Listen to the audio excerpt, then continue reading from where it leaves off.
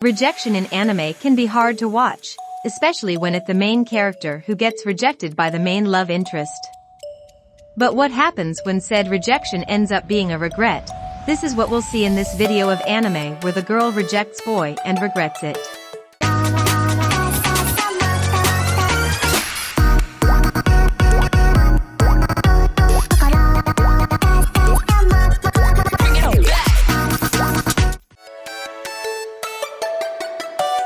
First up is Over the Sky.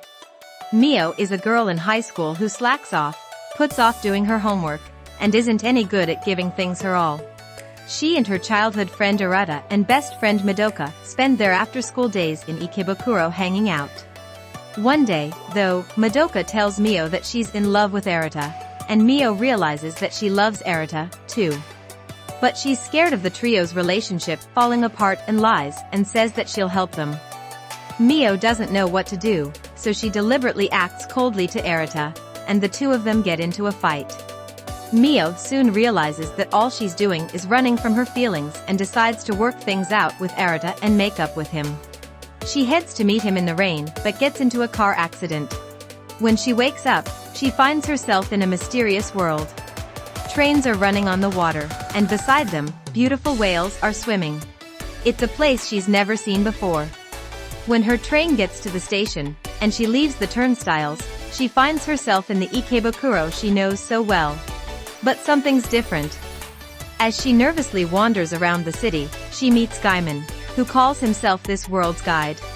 Gaimon says that she's at the world border and tries to get her to open a door that he says will lead her to any world she wants to go to. A mysterious girl called Kiku stops her, and she tells her that the real exit from the world border is a place called the Forgotten Things Counter. When she gets there, she'll have to share with it a treasured lost memory and her strong desire to return home. Together with Gaimon and Kiku, she finds the Forgotten Things Counter, but for some reason, she doesn't know what her treasured memory is. When she can't answer, the two of them disappear. Left alone in an empty Ikebukuro, she's forced to search for the lost thing she treasures in a city now overflowing with memories. Mio has feelings for her childhood friend Arata, but can't convey her feelings. One day, as they continue their delicate relationship, the two fight over something trivial. After letting tensions settle, Mio goes to make up with him in the pouring rain. While on her way, she gets into a traffic accident. When she regains consciousness, a mysterious and unfamiliar world appears before her eyes. Second on the list is Higehiro. After being rejected, I shaved and took in a high school runaway. When regular salaryman Yoshida wakes up one Sunday morning after a long night at the bar, the last thing he expects to see is that his tiny apartment has a new resident, an unfamiliar high school girl. The previous night, despite finally gathering the courage to confess to his boss and longtime crush, Arigato, Yoshida was rejected.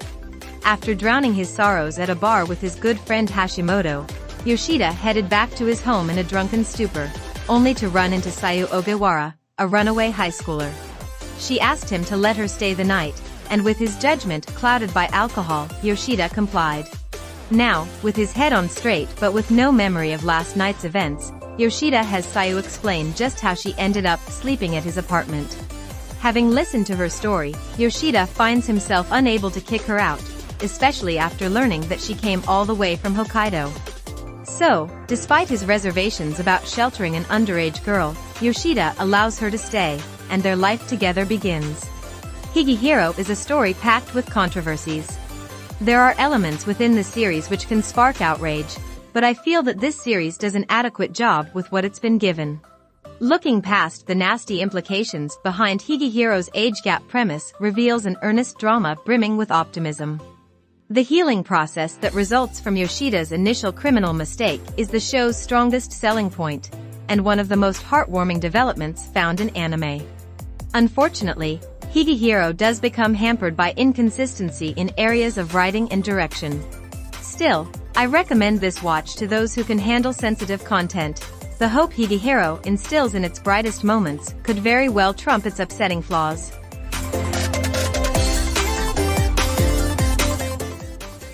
Third on this list is Golden Time.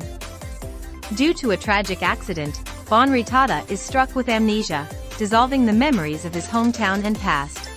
However, after befriending Mitsuo Yanagisawa, he decides to move on and begin a new life at law school in Tokyo.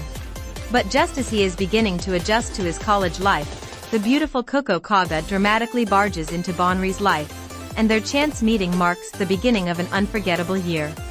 After having a glimpse of college life, Bonri learns that he is in a new place and a new world, a place where he can be reborn, to have new friends, fall in love, makes mistakes, and grow.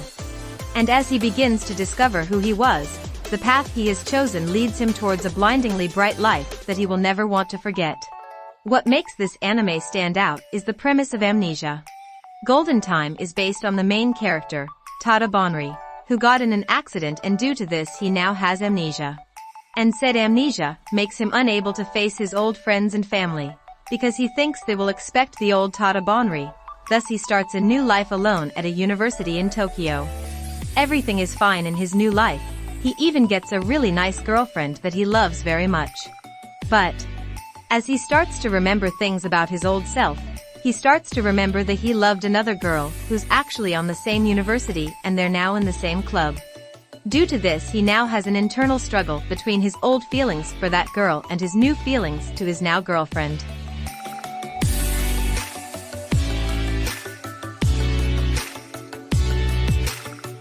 Fourth on this list is Amagami SS.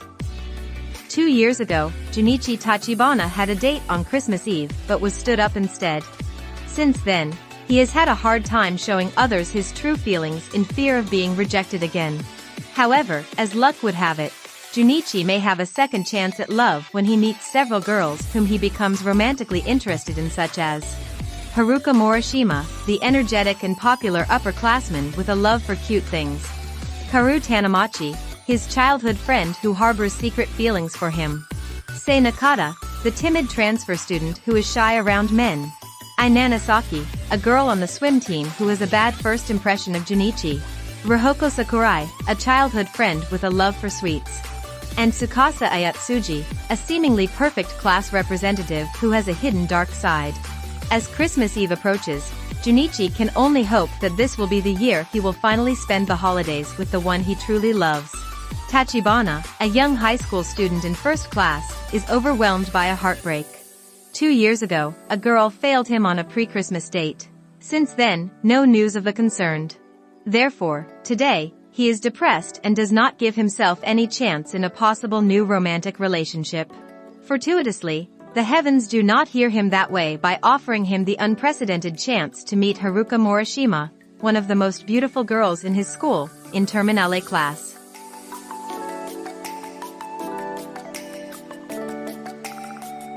Next is, My First Girlfriend is a Gal. Following a prank pulled by his perverse friends, Junichi Hashiba asks a gal out in an attempt to change the fact that he's a hopeless virgin. Yukana Yame, the girl in question, is disgusted by Junichi's groveling. However, through a series of teasing remarks, she soon finds herself bonding with him and ultimately accepting Junichi's confession, much to his surprise. My First Girlfriend is a Gal follows Junichi as he overcomes his lack of self-confidence and suppresses his sexual urges, all while thrust into a whole new school life full of lively girls and unpredictable mayhem. Following a bet made with his friends, Junichi Hashiba asks Yukana Yame, the class bimbo, to go out with him. Against all expectations, the latter accepts, and Junichi, the somewhat geeky recluse of the class, therefore finds himself Yame's boyfriend overnight.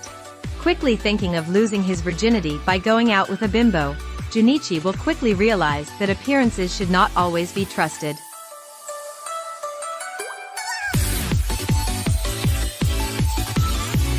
Finally, we have Orange. Everyone has regrets in life. So who wouldn't take the chance to change the past if given the opportunity?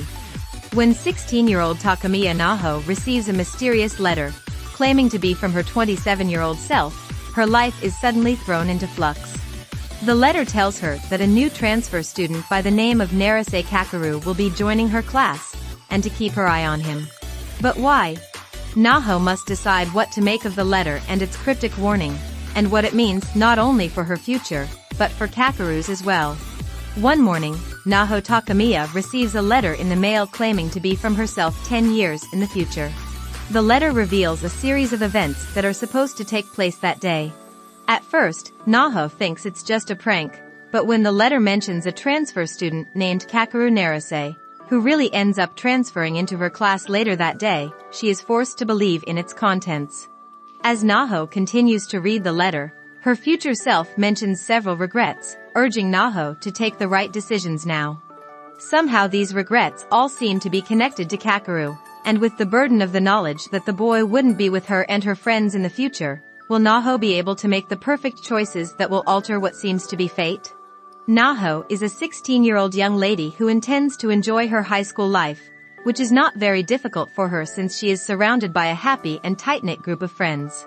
But adolescence obliges, love comes knocking at her door, in the person of Kakeru, a newly transferred student. All this would remain a banal romantic story if Naho did not receive regular letters, which come from herself and from 10 years in the future.